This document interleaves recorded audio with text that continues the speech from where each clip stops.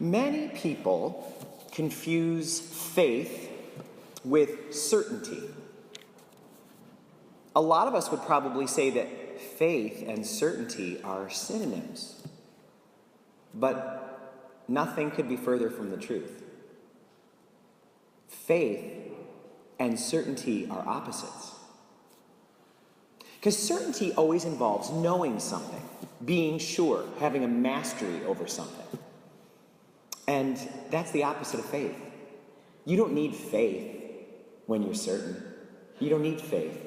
Faith is always about not knowing something, not being able to see it, not being able to prove it, having no command over it, often not even understanding. Faith always involves that. So certainty and faith are not the same thing. Do you know what faith is? Faith is a decision that you make. That you're going to trust a higher power. You're going to turn your life over to God. And you're going to stick with that decision no matter what happens. When things are good, you're going to have someone to be grateful to. And when things are bad, you're going to have someone to turn to. Faith is a decision that you make. A lot of you maybe have friends or relatives who are born-again Christians, and they often will discuss talking about a moment in their life where they were saved, or when Jesus became their Lord and Savior. Now, we Catholics wouldn't speak that way, but they're onto something there. Faith is a decision. You can point to a moment where you say, I'm sticking with God. I don't have to. A lot of people don't. A lot of people would look at the exact same situation that I'm looking at and not see God in it. But I made a decision, and I'm sticking with it. Then we get to the gospel today. Jesus says, all of you with faith, just seek, and you will find. Just knock, and the door is going to be opened. And I've had that experience in my life where I've asked God for help and received exactly what I was looking for. But I've also experienced the opposite, haven't you? I could give you a long list of my failures, like 15 years ago when I was determined to be a train conductor, and I drove early in the morning to Boston for the interview and did not get the job. But even more seriously than that, I had a dear friend, a young mother with cancer, and I prayed so hard that she would recover, and she died. Sometimes you get what you pray for, and sometimes you don't. Faith is a decision. It means I didn't get what I prayed for, but I'm sticking with God anyway. I'm going to trust. I've made up my mind. Faith is when you say things like, God did not bring me this far in life to let me go now. I just refuse to believe that. God got me to this point. God's going to get me further. I don't understand what's going on right now. It's not what I would have chosen, but I've made a decision, and I'm sticking with it. A faith crisis is when you start to wonder about that decision. When you say, up until now, I really thought you were with me, but now, I don't know, I'm starting to wonder. And that's when we grow in our faith, when we figure out how to dig down a little bit deeper and stick with our earlier decision to not give up on it. A lot of people without faith think of our faith as like a fairy tale, like, oh, you believe in these things, I mean, what's the deal? You can't prove it. But faith becomes a lot more reasonable when you realize all that we don't know. Some people say to me, I'm not a believer. I believe in science. Science is my religion. And I would say to them, I believe in science too. I think intelligent people should believe in science. Science is the way that God reveals truth to us. I don't think there's a scientific law out there that I would be wise to refute. What do I know? But if you want to know how little science can answer, talk to a scientist.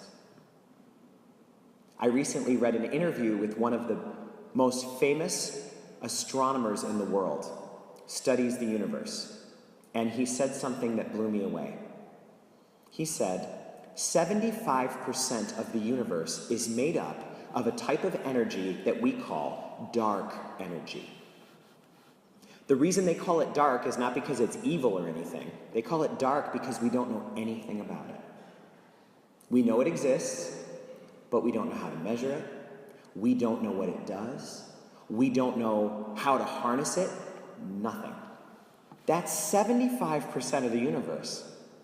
Then he said, another 20% of the universe is what we call dark matter.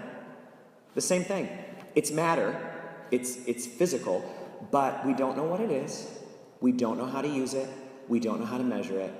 It's a mystery to us.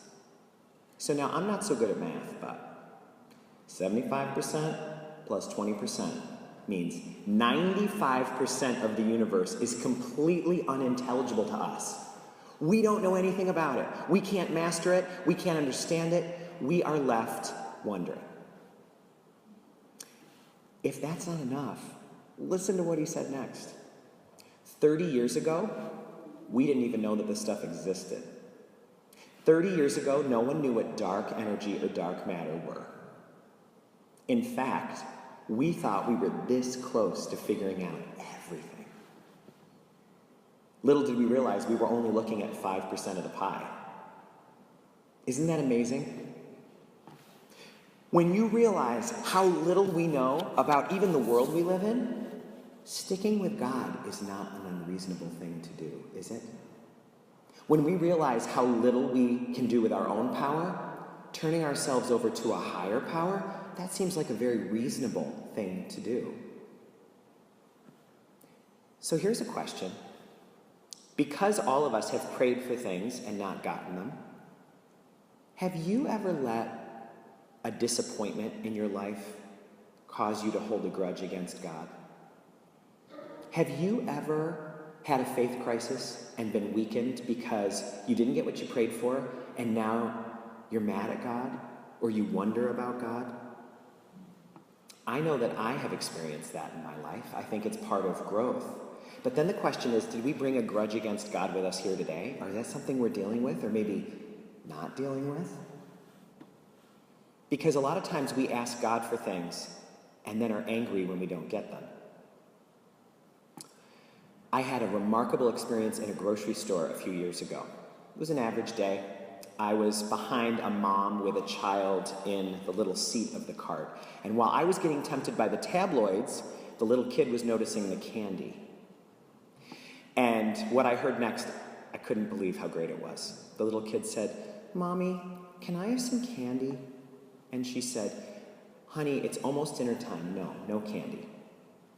And then she said, "Please, Mommy, I love you so much. You're the best mommy in the whole world."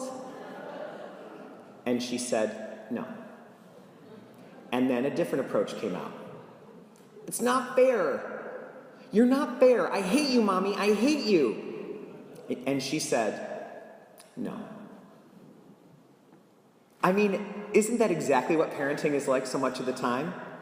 And that child did not need that candy. In fact, it would have been bad for the child. The parent knows that. So the parent does not give the child what it thinks it wants. And Jesus says, come on now, people, if you know how to be good parents, and you know how limited we are, if you know how to be good parents, can you trust your heavenly parent to take care of you? Can you not relax a bit and trust that God's got this figured out? So this week, we are being invited to strengthen our trust, to realize that faith is not about certainty, it's about trust, and to see if we can find ways in our life to let go of our old grudges against God and to start to trust in God's power a little more.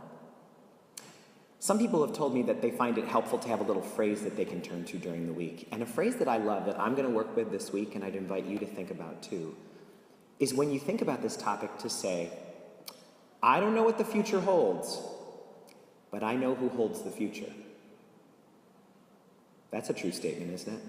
I don't know what the future holds, but I know who holds the future. God did not bring us this far to let us go now. We have to refuse to believe that. God is with us. And let's not pretend we can turn to science for the answers. That's a whole bunch of darkness over in that corner, and the scientists will be the first to tell you. We need to recognize that faith is a decision. So let's make up our minds to trust the one who made us and to stick with it.